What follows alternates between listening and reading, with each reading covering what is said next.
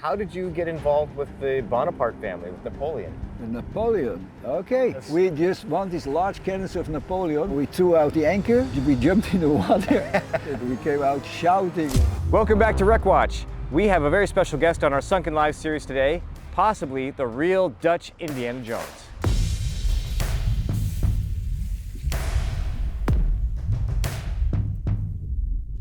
Thanks so much for joining us on Wreckwatch. We really appreciate all of your views and all the comments that you've been leaving on our videos. Today, I am with the man and the legend. We have so many legends on this channel.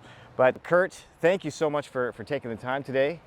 And we are in a very special place, aren't we? Okay, we are in Nahsholim, or it's called in the Asian days Dor or Dora, or in between Tantura, which is a natural port for the history of about 5,000 years altogether. 5,000 years. About 4,000 here, Tel Dor. Yeah, so if you haven't guessed, we're on the edge of the Mediterranean in Israel, Nahsholim. And maybe we should just take a moment right now and just thank the Nasholim Beach Resort. They very graciously hosted us. Last night we stayed in the Greek room, brand new room, beautiful facility. And also they have some other rooms where you have your own boutique. Pool. Boutique. Yeah, the boutique rooms. And the beach here is just stunning. It's such a nice place. There's a dive center here. If you're thinking of coming to Israel, then you definitely have to check out Nahsholim. We'll have links for the website down below in the description. So if you want to book your vacation and come here and check it out, and Kurt lives here, maybe you'll run into Kurt. And I take you out, I take you diving, and take you touring, whatever you like. You can't find a better tour guide. So thanks again to Nahsholim. It's the beach resort, am I saying that right? Yeah. The Nahsholim Beach Resort, a fabulous place, restaurant right here, and it's very centrally located, so definitely come here. And so you've been here such a long time, and you have played a real important role in marine archaeology and archaeology in general here in Israel, haven't you? I straight away not only fell in love with the beauty of this region, fascinated me so much that I decided to dedicate the rest of my life in the search for Dor and the sea. How did you start diving? Well, I learned already diving in the Caribbean, yes. But here the real courses I really did do here in the Red Sea. And what was the first big underwater discovery that you made here? The first wreck. And I was very disappointed actually, because I hoped it would be full of gold, and it was full of floor tiles. Floor tiles. Granite floor tiles. So it was kind of a disappointment, and I left that wreck. So over years I found dozens of other wrecks, and some very close to that one. So one day we were excavating an ancient wreck, and I saw the students were more destroying than they actually were excavating. So I told them, listen, you first get some experience and clean those tiles on that wreck that are beside you. And when they didn't come back after a long time, I went looking what the hell are they doing. And then it turned out that they took off the tiles, and under the tiles were crates with beautiful cargo. So it turned out actually to be a fantastic wreck. Like I was misled. I thought, oh, just floor tiles, leave it. They did it intentionally, so the pirates in those days would think the same thing. Oh, that is, you know, leave it. But it's of course funny that we were so misled in the beginning. Yes. But over the years we found everything we dreamed of. In the end, more than 300 sites till we got to our pensionate. Yes. But of course, our jewel in our crown was the Sea of Galilee boat. Yes. Even though we found ships for science much more important and things like that, but that one that became as famous as the Titanic. There's nobody around the world that at least heard about it. Yes. And it's got its own title songs and movies and books and everything. That's right. And then 60 buses a day visit the museum. People who aren't familiar with it, a lot of people know it as the Galilee boat or the Jesus boat. That's one that really made your name almost a household name as far as archaeology in the Holy Land, isn't it? Yeah, Shelley and me, that was really, it changed our lives. And of course it brought us to the Pope. You met the Pope. We met the Pope, John Paul II, was it? John. He also was presented in a copy of it in the Vatican. And you were telling me before that the Jesus boat or the Galilean boat, is it the lowest freshwater shipwreck ever found on dry land. Is that correct? Yes, in those days it was the In those first one. days. But of course it's the lowest because Yes. it's about 220 meters under Mediterranean sea level. Right. But it was on land. That was, of course, the sea retreated. There was 4 years was a drought here, so where usually was about 3 meters of water, now you could walk. That's why the brothers found the nails and pieces of wood and coins. So that's why they called us to check it out. But the thing is that in all the lakes in the world, wrecks are found up till then, not there. Yes. We've been diving a lot there also. We found Kalashnikov rifles, we found a car, but we never found something antique, because there things that disappear in the mud always will stay in the Yeah, mud. that's very. It's not like dense here in the bottom. Mediterranean after a storm, every storm the sand opens up someplace. Okay? Yes. We play this game with Poseidon, today here, tomorrow there. Yes. And it's easy to find it. So that's a complete different story. But from the moment we realized that we got here a boat, probably from the 1st century, the pottery, the oil lamps and everything we found straight away by our checkup over there. Yes. And the boat construction, everything. Then from that moment, the rain started pouring after 4 years. We got this double rainbow coming on that place. We were blessed, and it changed our lives completely. I mean, that's a very important, significant wreck, but that's just one of your many finds. How did you get involved with the Bonaparte family, with Napoleon? Napoleon, okay. One day, I remember it very well. Me and Shelley on a rainy day, we were in the Rockefeller Museum.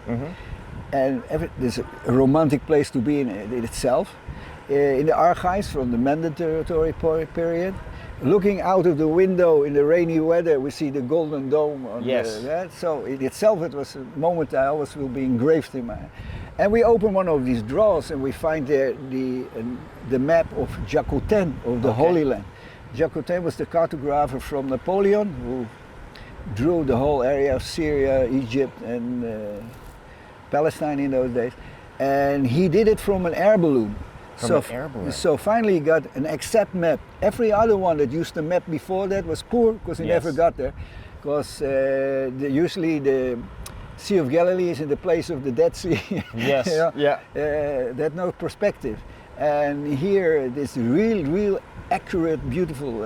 It was forbidden to be published until 1830 or something like that, because they were afraid an enemy would use it also against them. Yeah. So, but they're enormous, like a kitchen table. So when we enlarged the place where we are working here, Dor Tantura, we saw there was something written, and we enlarged it more, and then you see that here was the camp of Napoleon Bonaparte on 22 May 1799. Wow. What the heck did Napoleon do in Tantura? We know of Yafo, Akko, Gaza, Tabor, all those places, okay, but not about Tantura.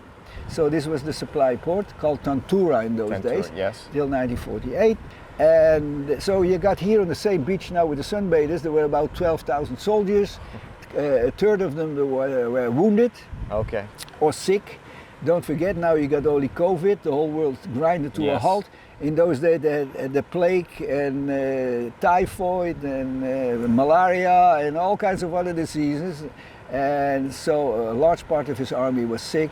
So Napoleon wanted to send the wounded and sick from here. The ones he left already in Stella Maris in a monastery in Haifa were later all murdered by the enemy. They set them alight together with the monks over there. So he had no way to evacuate them from here by ship. But the ships never arrived because Sidney Smith already had taken his ship. And so they had to still walk all the way from here to Egypt by foot. So they walked from here all the way to Egypt. Yeah. So what could he do? He just gave the order to Deep Six all the material, all the cannons, cannonballs, weapons, was everything heavy into the sea so they can use the beast of burden and the carts. So I told my team, listen, now we don't stop for anything anymore, not even gold. Or Phoenician ships.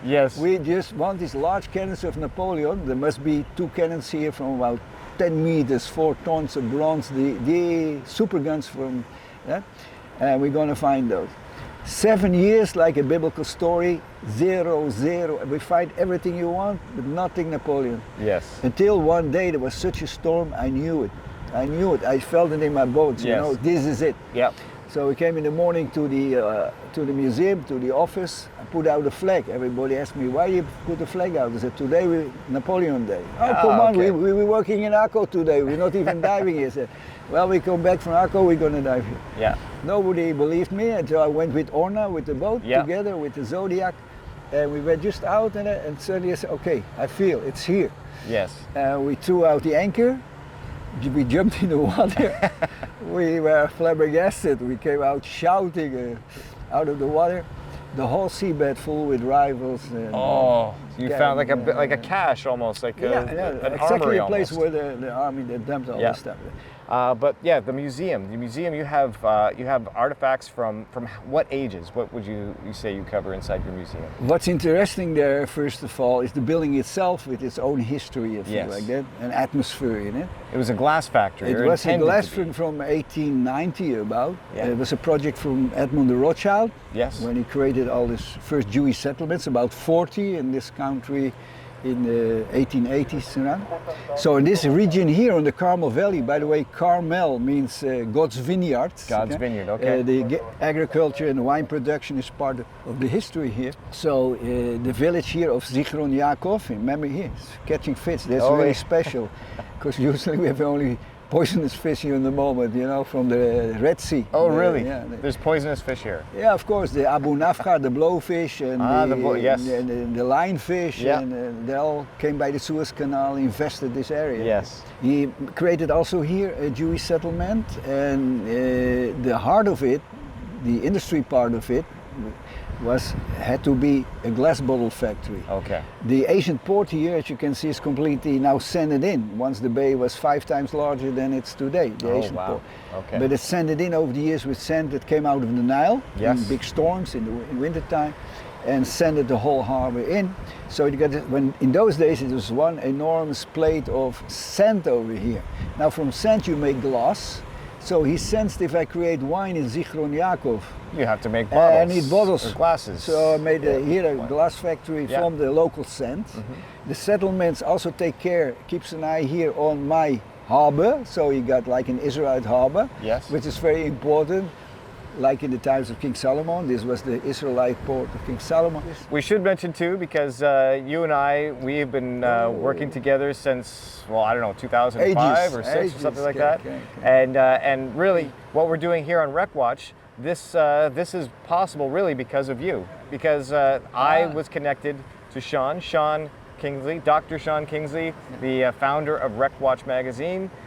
Who's a big part of this channel. I'm very happy to work with Sean on this channel, and you are our common connection. You are the one that introduced Sean and I.